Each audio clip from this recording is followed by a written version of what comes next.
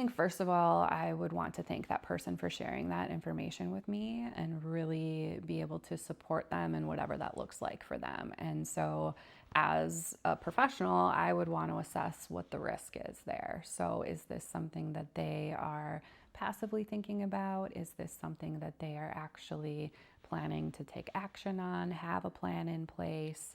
And really just taking that information to decide what are the next steps that should happen. So if that does mean they need support and maybe need to go to the hospital, or maybe they do need to go to residential treatment, making sure that they have access to those things in a timely manner. If there's an imminent risk where someone is thinking about doing that in that moment, in that day, making sure the proper authorities are involved in that.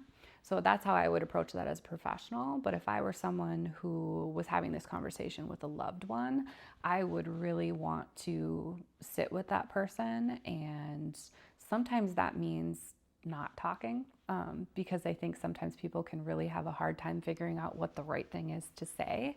And that's okay, because in that moment, it's really hard to figure out what that person needs. But just knowing that you are someone that that individual can talk to is kind of all they need in that moment. And so sitting with them, being with them, checking in on how they're doing, those things are really important. And then making sure they get the care and support that they need after that conversation happens.